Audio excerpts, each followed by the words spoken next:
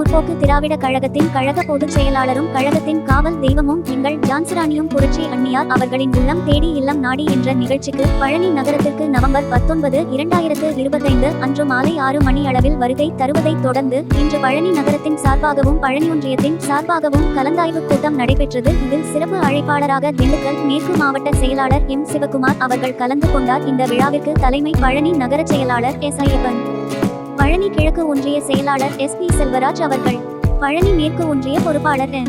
துரைராஜ் அனைவராலும் ஏற்பாடு செய்யப்பட்டுள்ளது. இதில் பழனி நகர அவைத்தலைவர் டாக்டர் வேதகிரி ரவி, நகர பொருளாளர் ஜோதி, பழனி கிழக்கு ஒன்றிய அவைத்தலைவர் மணியன், பழனி மேற்கு ஒன்றிய பொறுப்பாளர் காளிமுத்து, கொடைக்கானல் நகர செயலாளர் செந்தில்குமார், ஆயக்குடி பேரூர் செயலாளர் யாசரபத், வேடசந்தூர் தொகுதி பொறுப்பாளர் திருமுருகன், ஒட்டஞ்சத்திரம் தொகுதி பொறுப்பாளர் சரவணன், முன்னாள் பழனி ஒன்றிய செயலாளர் மயில்சாமி, பழனி நகர வழக்கறிஞர் அணி அங்குராஜ் மற்றும் நகர ஒன்றிய தேமுதிக நிர்வாகிகள் ஆயக்குடி ரமேஷ், மயில்சாமி, கோபி, ராஜா, சீண்டாசு, முபாரக் மற்றும் தொப்பம்பட்டி ஒன்றிய துணை செயலாளர் மானு மாரி மற்றும் பல தேமுதிக நண்பர்களும் கலந்து கொண்டு நிகழ்ச்சியை சிறப்பித்து தந்தனர்.